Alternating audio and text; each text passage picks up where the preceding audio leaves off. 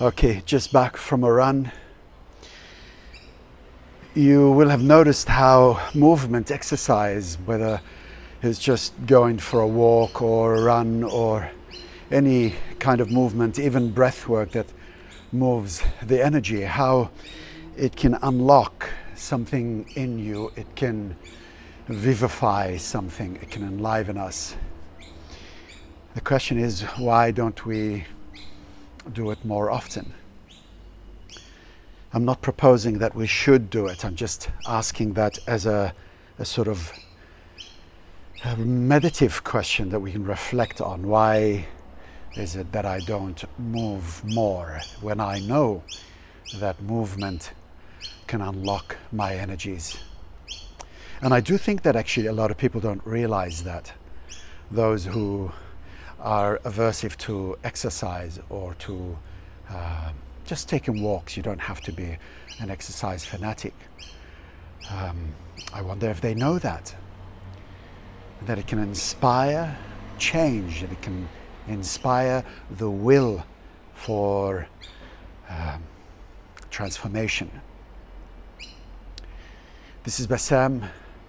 On my run, I kept being disturbed by certain thoughts, habitual thoughts, negative by default. And recently I've been asking myself, when I find that that's actually what I'm thinking about, I ask myself, is this really what you want to be thinking about right now? Knowing what you know, I reason with myself, knowing what you know about the mind, about the power of your thoughts, anybody's thoughts, in creating reality, and the power of our thoughts in interpreting also our reality. So not only creating it, causing it to come about, but also to interpret it. So knowing what we know about the power of mind, is this really what, in this moment, or any moment, what you want to be thinking about? And if not, then what would you choose to think about? If that isn't what you would want to think about, this negative stuff that you're aware creates your reality, and that you are also aware is an interpretation of reality. In other words, it's not a truth, it's merely a subjective interpretation that you have allowed. So knowing that, what would you rather be thinking about? Now, when I first posed that question to myself, it actually wasn't that easy to decide on something earnest, something sincere. Eventually, it became easier. And so along my run, I caught myself habitually thinking negative by default. And I asked myself, is this really what you want to be thinking about? I mean, seriously?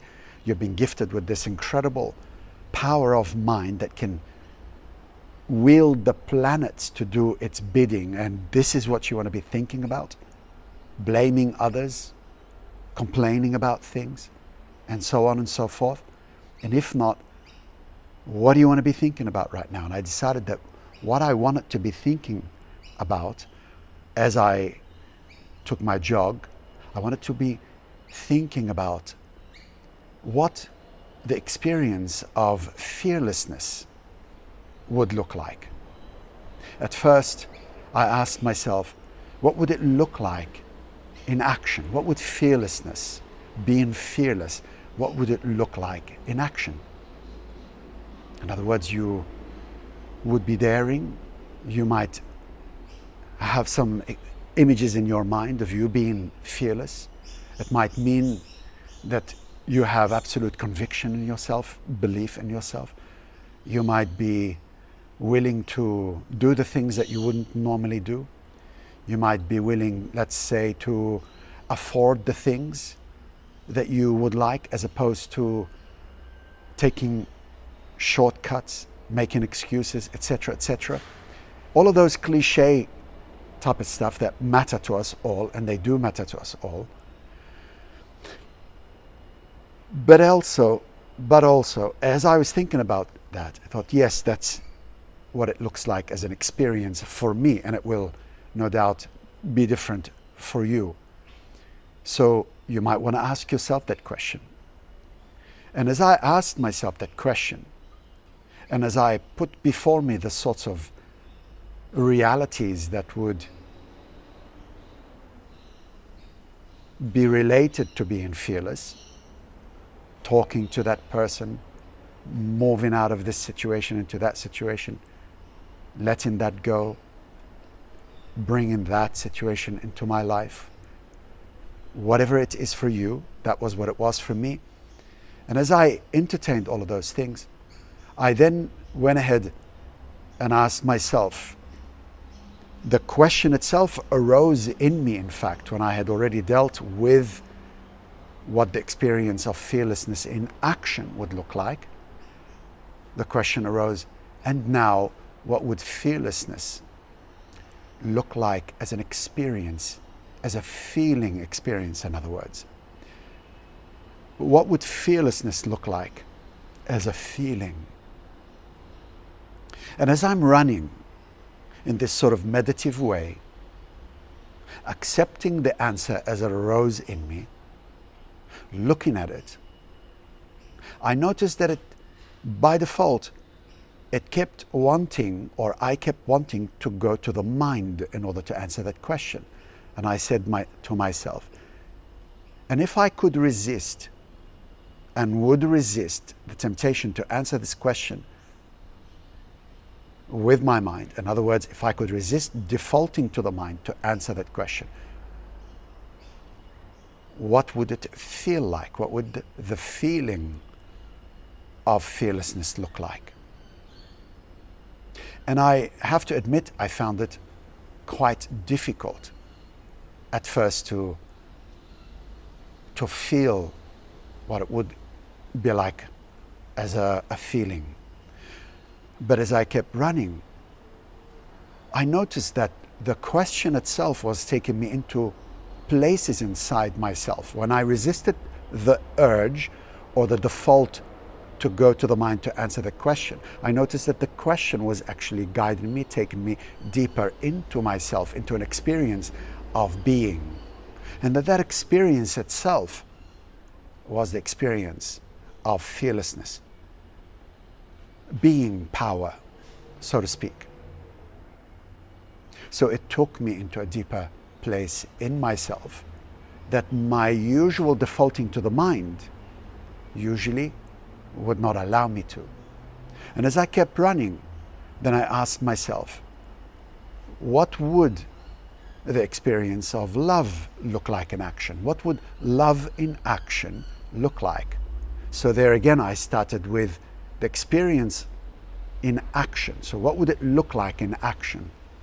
And that was very easy for me to answer. Forgiving, caring, giving, nurturing, attending to, addressing, being present, being available, listening to those who may think they need someone to listen to, and so on and so forth. It was very easy. But the most remarkable thing was realized for me was that when I went ahead and asked myself, well, what about that as a feeling experience? What would the feeling of love look like? Not in action, but what would the feeling of love look like? And I kept wanting to default to the mind to answer that question. But I didn't allow myself, and I kept sitting in that experience or in that question. I kept holding that question. And I couldn't feel it. I couldn't feel love. I could not connect with the feeling of love, what it looked like. I couldn't connect with it. And as I inwardly admitted that, arose in me also this commentary, if I can put it that way. It said, even so, persist. You may not feel it today, but surely you'll feel it tomorrow. But you have to persist. You have to keep refusing the will to default to the mind in order to help. in order to think about the feeling as opposed to actually feel it directly, without this middleman of mind. And if you do not feel it tomorrow, then persist, for you will the day after. And if not the day after, then the day after and the day after. But surely at some point, the question itself that you hold before you will take you deep enough into yourself that you will be able to know the experience or the feeling of love, not by way of the mind, but directly, and not by way of an action, but directly. So I thought to share this with you because it seems to me that this could be a sort of way of working practically with the thoughts that haunt us, the feelings that trouble us, the stagnations that limit us, stagnations in energy, and so on. So just a little exercise that moves the energy. And then you may notice as you run that your mind is thinking over the things that are troubling you. And you may be willing here to interrupt, disturb this momentum of negativity and ask yourself, is this really what you want to be thinking about? Knowing what you know about the power of mind and the power of your thinking in creating your reality and interpreting, is this really want to be what you want to be using, this remarkable tool? And if not, what would you have yourself think about? Conscious thinking. This is what it means to consciously think, to grab the bull by the horns and direct the will of your thinking. What would you be thinking about? And then always start with what would it look like in action? And once you've been able to determine a few things like love, giving, you see yourself doing those things perhaps even, then ask yourself, now what would it look like as a feeling? What would I look like? What would I look like as love, as a feeling? Fearlessness, what would it look like? What would believing in myself wholeheartedly look like as a feeling? First as an action, then as a feeling. And then you might even decide to turn that into your own meditation, where you sit daily for 10 minutes, turn inward, ask yourself, what would I like to think about? And then you may decide that it is fearlessness, belief, faith, and so on. What does it look like in action? And then what would it look like as a feeling? How would it feel? And allow the question to suspend in your spaciousness. When you notice that it wants to default to a thought, to an idea, bring it back. Just say, what would it look like as a feeling? Yes, but what would it look like as a feeling? Sit with it.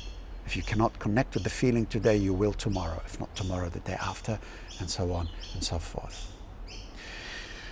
All right, my friends. Well, this is Bassam. I hope this is useful for you. Do let me know in the comments below. I love to share these things in my own private experience. They're so useful to me that I imagine that others might also find benefit in them. All right, take care. This is Bassam. Bye-bye.